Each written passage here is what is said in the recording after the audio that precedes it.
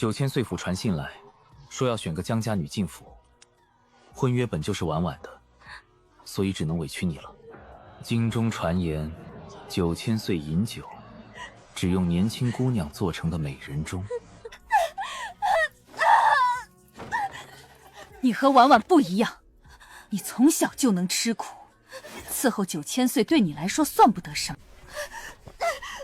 原来真正的人间地狱是用谎言拼凑的家。既然如此，我便成全你们。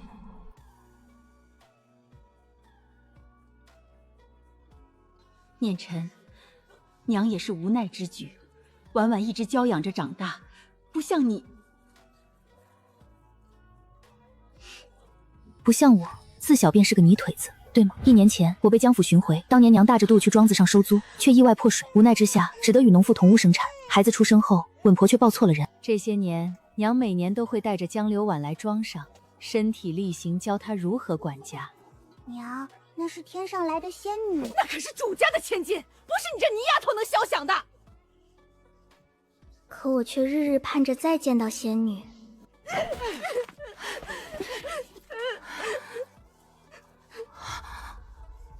因为我与她年轻时竟然有7、8分相似。滴血相融后，10几年前的真相才被揭开。虽然寻回了我，可母亲却舍不得让江流婉回去做农妇，对外只说江府本就有2个女儿，只是我自小被养在外府家，刚被接回京。养父养母了江府的银钱，也乐得家里少一张吃饭的嘴。我以为终于找到了自己真正的家人。你本就是伺候人的命，伺候9000岁也算求人得人，婉婉才是贵女风范，你哪一点比得上她？京中达官贵人的宴会，娘也从不带我去。我便是再傻，也看清了她的心思，不过是嫌我这个庄户养大的孤女上不得台面罢了。可我以为，至少继续白是不同的。念晨不过是开门晚些罢了。他是京中第一才子，却耐下性子亲自教我认字。到了该议亲的年纪，季家的婚书却迟迟没改成我的名字。我要娶的，当然是真正的江府千金。我满心以为他说的是我，于是日夜盼望着成为他的新娘。自欺欺人到了今天，终究成了笑话。自欺欺人到了今天，终究成了笑话。所以，你想娶的人一直都是江流婉。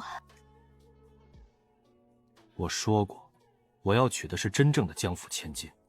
你不如照照镜子，看看自己哪有半点千金的样子。江流婉端庄又得体，我与她的确是云泥之别。可明明我才是受害者啊！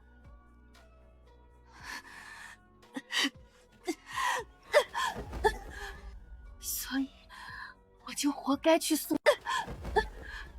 所以，我就活该去送死，对吗？念晨，哪有那么严重？你是我们的女儿，你父亲自会替你打胆。想必9000岁也会看在江家的面子上。虽然我鲜少出门，但也听人提起过9000岁的大名。他在朝中一人之下，便是王公贵族也不放在眼里。区区江家，他又如何会放在心上？你就是那个养在外头的女儿，看来你要被江家送去9000岁府了，有点意思。你是什么人？意思？你是什么人？怎么？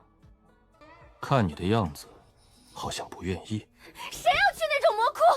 强扭的瓜不甜。既然如此，我帮你一把，只要服下这颗药，就不用去了。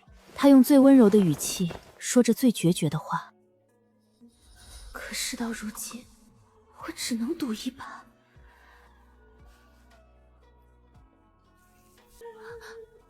念晨，9000岁府的轿子已经在外面候着了，你的脸怎么成这样了？娘，如今我的脸变成这副模样，江家怕是难以向怎么成这样了？娘，如今我的脸变成这副模样，江家怕是难以向9000岁交代。你是不是故意的？事到如今，便是故意的又如何？他只能舔着脸向9000岁府的管家赔罪，说2个女儿突发疫情，连带着与季家的婚期也只能延后。小姐，9000岁刚刚送来了婚书，说要以正妻之礼迎娶你。你说什么？他非但没有生气，反而要娶我为正妻。姐姐，我知道你怪我，毕竟娘是为了我才要送你去9000岁府的。我本来以为能靠一平之事打消他的心思，没想到他还是不肯放过我们。事到如今，还是由我替你去9000岁府的受罪吧。事到如今，还是由我替你去9000岁府的受罪吧。大小姐真是好大的脸面啊！之前以为是去做妾，你就抢走推给我们小姐的婚约，现在9000岁府送来婚书，你倒是上赶着换回来，你还要不要脸？贱婢，你竟敢这么跟大小姐说话！府里下人从来不把我放在眼里，甚至连我的饭都常常忘了做。我总是饥一顿饱一顿，比在庄子上时都不如。女子本就该身量纤细，他们这是为你好。夫人，我们小姐才是您的亲生女儿啊，这对她实在是太不公平了。念晨，你别听这丫头瞎说。念晨，你别听这丫头瞎说，娘就是心疼你，才舍不得你受苦啊。我只觉得可笑，若真是心疼我，又怎么会生怕我反抗，甚至不惜给我下软骨散，是吗？那还真是多谢你们了。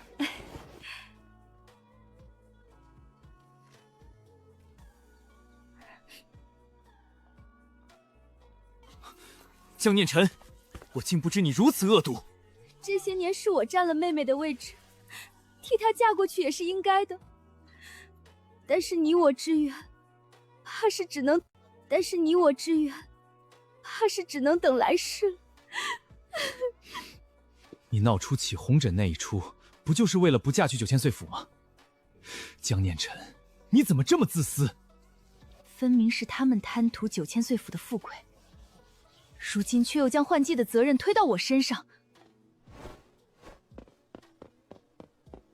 这些人心都偏到哪儿去了？小姐，你也太委屈了。可这重要吗？这府里本就没有我的位置。到底是你腿子出事，花样就是多。可怜大小姐子出事，花样就是多。可怜大小姐娇生惯养的，哪里吃得了这份苦啊？锦缎丝滑，是极好的料子。若不是我见过江流婉的喜服，怕早已欢喜至极。一开始我也是这样以为的，可后来我意外从下人口中得知，这些都是江流婉挑剩下的。他们笃定我没见过好东西，欺负我不懂。妹妹，累了吧？我特地给你带了些吃食来。我懒得与他多说，推说没有胃口。妹妹，软骨散的事我事先并不知情，你若是怪我，我便是去了9000岁府也不会安心的。反正去了9000岁府也是一死，倒不如现在就死。婉婉，你这是做什么？你想要娘的命吗？江念晨，你不是一心想嫁给季旭白吗？如今婉婉牺牲自己成全你，你还有什么不满意的？满意吗？若不是大婚日的事，我本该是极满意的。毕竟季旭白会专程去城南排队1个时辰替我买糕点，也会在上元灯节送来最合我心意的兔子花灯，甚至会当着所有人的面维护我，说我并非不学无术。不必听旁人言语，我倒是觉得你这样很好。我不喜欢那些繁琐的礼仪，有人笑话我粗鄙时，也是他出言维护。这样的春街梦中人，却将他亲手缔造的幻梦亲手打破。原来他做的一切，不过是因为爱屋及乌。您替我安排的，我自然满意。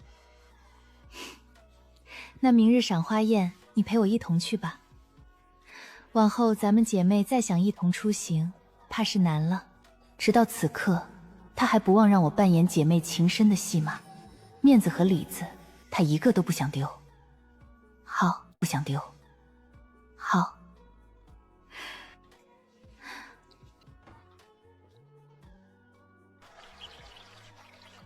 我倒想看看，他们葫芦里卖的什么药。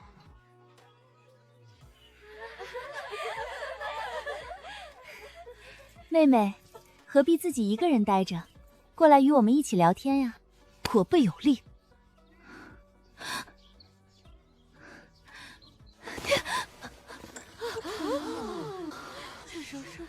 江二小姐，难道这是男子的玉佩？这不是季家的传家玉佩吗？怎么会在你这儿？未出阁的女子身上掉落男子的物件，这不是他送我的。既然不是他送的，难不成是你偷的？江念晨，你要把江家的脸都丢尽吗？人群中，一道目光刺得我如芒在背。难怪这块玉佩我找了许久也没找到，竟然在你这儿。江念晨，为了逼我娶你，你竟用这样下作的手段。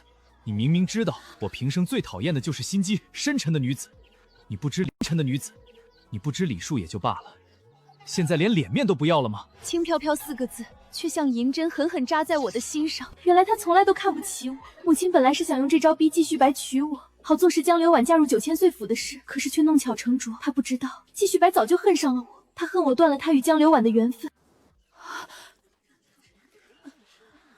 季公子，你误会了，念晨他……江夫人不必解释，我已经看得很清楚了。这样的女子，我们季家可高攀不上，与江家的婚约只能就此作罢。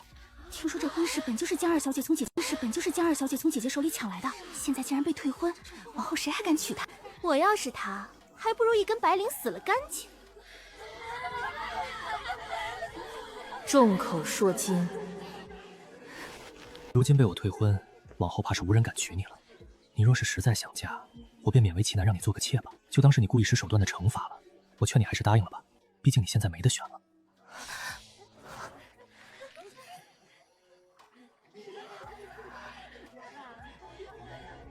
谁说他没得选？春日赏花宴上，欢声笑语的贵女们突然齐齐望向入口，气氛瞬间凝固。一尊玄鹤轿辇悄然停在门口，气氛愈发凝重，轿帘微动，凤似有光影流转，一道修长的玄鹤身影缓缓踏出，神秘人现身。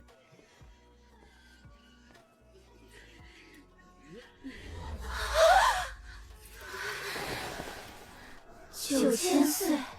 他狼狈地跪倒在冰冷的石板上，孤立无援，而他在万众瞩目下径直走向了他。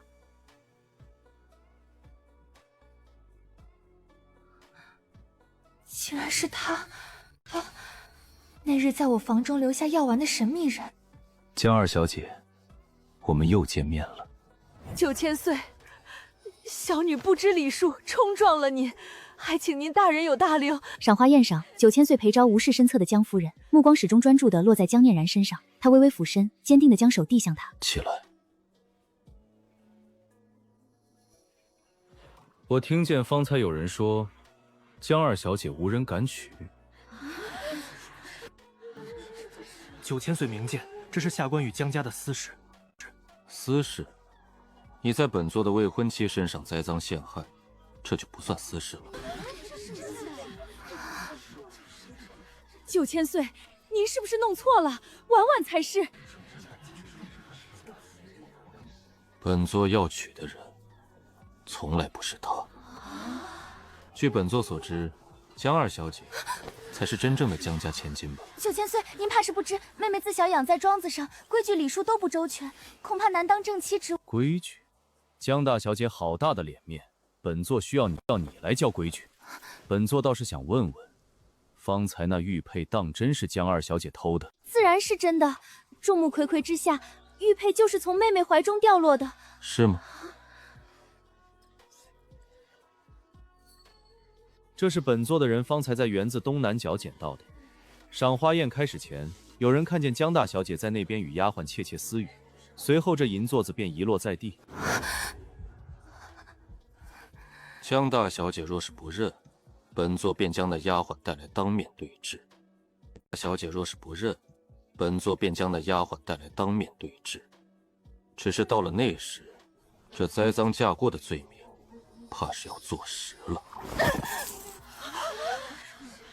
婉婉，他说的可是真的？旭白哥哥，你听我解释，我不是有意的，我只是怕妹妹嫁入9000岁府受苦，才想出这个法子，想让你出面阻止。可是你方才不是说玉佩是我偷的吗？怎么现在又变成了为我好？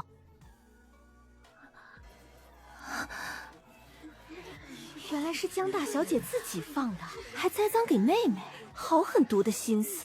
她还是京中第一贵女，还栽赃给妹妹，好狠毒的心思。她还是京中第一贵女，真是知人知面不知心。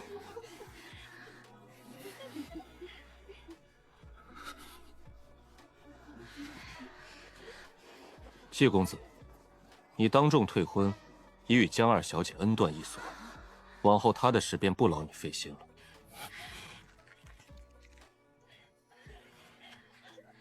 走吧。去哪儿？回府。他说的理所当然，仿佛我已经是他府上的人。9000岁大人，仿佛我已经是他府上的人。9000岁大人，您为什么要娶我？难道你都忘了？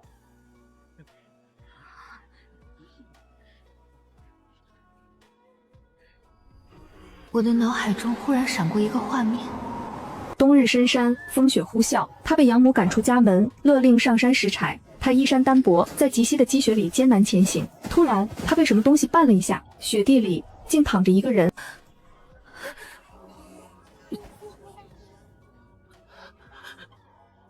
救我！风雪夜归人，他犹豫片刻。救我！风雪夜归人，他犹豫片刻，还是伸出了手。这是一场生死一线的拉扯，时光在药香中缓缓流淌。他用温柔对抗着命运的无常，漫长的守候是他无声的誓言。我以为那不过是一场萍水相逢，转头就抛之脑后。原来是你，与当年那个奄奄可惜的狼狈身影判若两人。你终于想起来了，江念师，3年前你救我一命，今日我来娶你为妻，这笔账可算公平。这么多年，从来没有人这样坚定地选择过我。娘不要我，多年，从来没有人这样坚定地选择过我。娘不要我，继续白不要我，江家所有人都可以随时将我抛出去做替死鬼。最后救我于危难的，竟然是一个多年前随手救下的人。自然公平。9000岁府的花轿在3日后来到了江府门前，10里红妆满城轰动。念晨，那日的事是婉婉糊涂。你嫁过去之后，若是得了9000岁欢心，能婉婉说几句好话。她到底是江家的女儿，如今名声毁了，往后可怎么做人啊？我嫁给9000岁便是9000内府的人。我嫁给9000岁便是9000内府的人。江家的事与我无关。你说什么？这些年，江家的福是江流婉享的，农庄上的苦却是我吃的。即便我被找回来，却依然舍不得让他回去受苦。可族谱上没我的名字，宴会从不带我去，连季家的婚书写的都是江流婉的名字。您说您心疼我，却在我大婚那日给我下软骨散，把我当成替罪羊塞进花轿。这些我虽不愿再多计较，但从此我也不再是江家人。江念晨，你疯了不成？没有江家做后盾，你以为9000岁能宠你几日？男人都是一样的，等新鲜劲儿过了，你就是他府里一条。一条什么？等新鲜劲儿过了，你就是他府里一条。一条什么？9000岁，我不是那个意思。走吧，夫人。跨出门槛的那一刻，我回头看了一眼母亲惨白的脸，心中没有半分波澜。念晨，江念晨，我是你母亲，你没有良心。原来放下从不珍惜你的人如此轻松。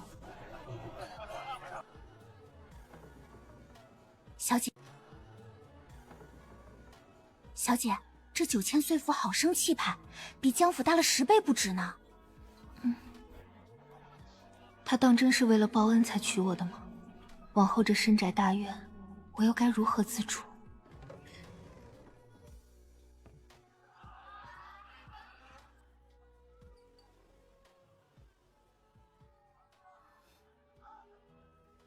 在想什么？在想，你娶我，难道只是为了报恩吗？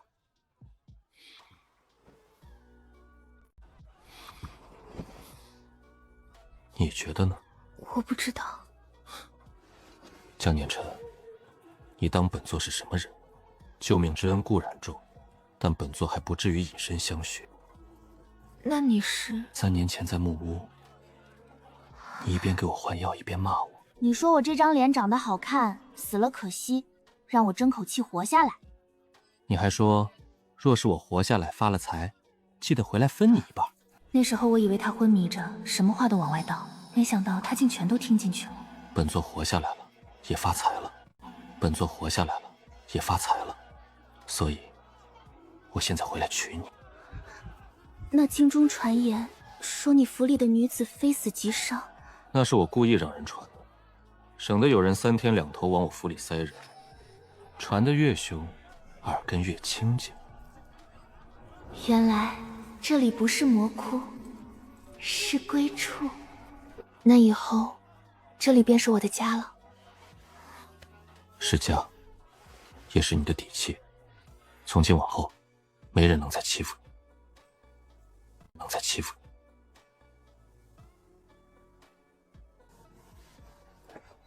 裴昭对外冷厉无情，唯独对我格外耐心。小时候偷邻居家的枣子，被追着跑了3里地。往后不必偷枣子了，本座给你买一片枣林。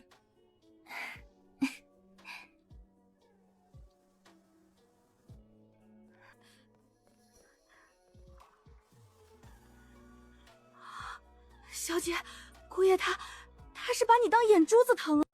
他是把你当眼珠子疼啊！原来被人捧在心尖上，是这样的感觉。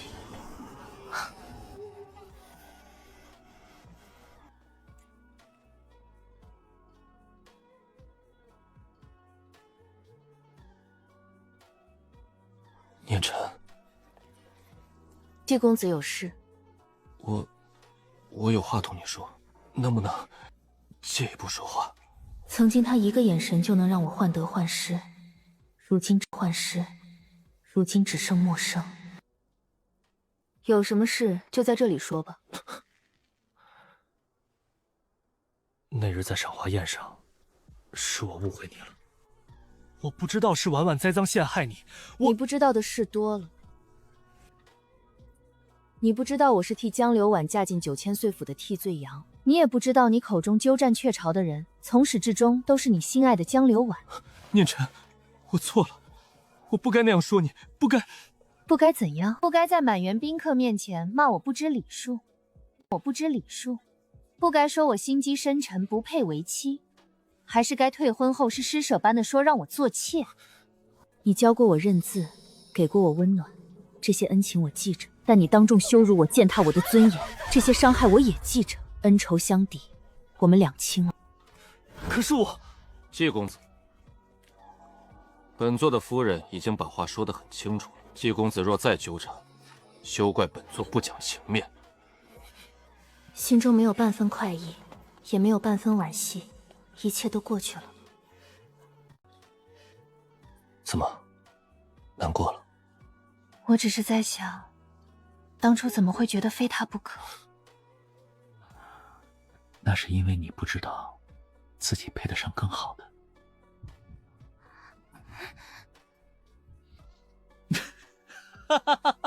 连续几日，9000岁府门前安静无人，门庭冷落，风吹落叶，不见故人踪影。几日过后，终于有人来访。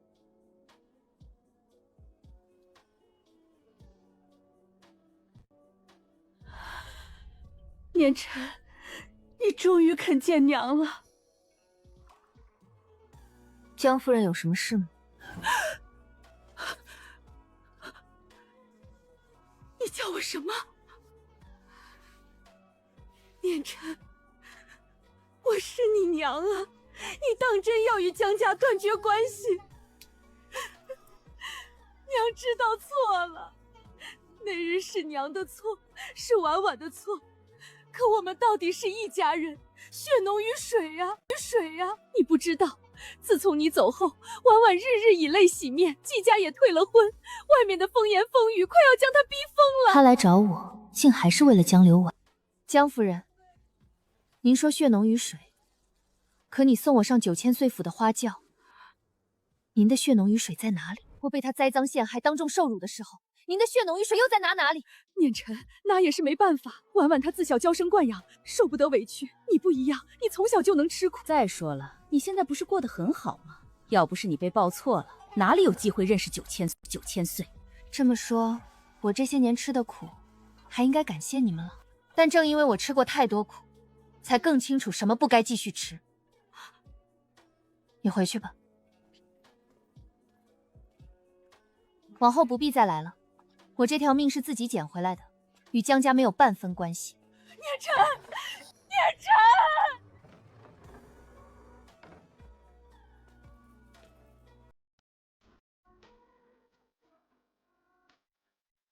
处理完了。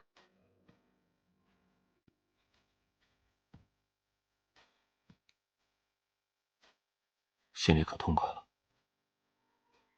不痛快，但也不难受了。这是实话，没有畅快淋漓，也无撕心裂肺，只剩前所未有的轻松，像是卸下了一副戴了10几年的枷锁。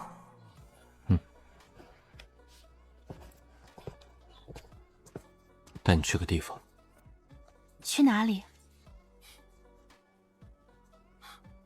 到了你就知道。到了你就知道。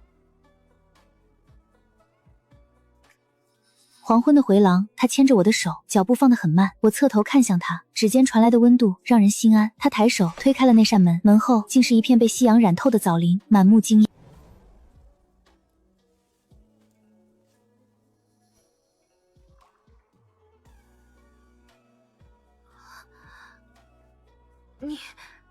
我说过，要给你买一片枣林。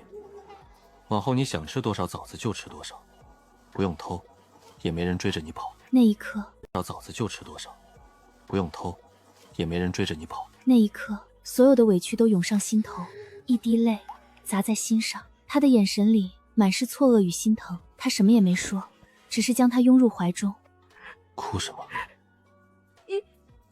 你为什么对我这么好？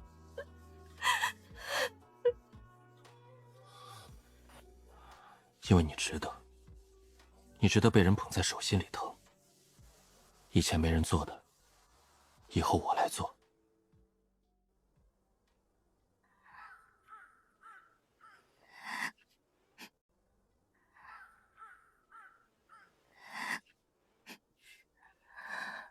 队长，往后我若是想吃枣子，我就自己摘。但你要站在树下接着，万一我摔下来，你得接住我。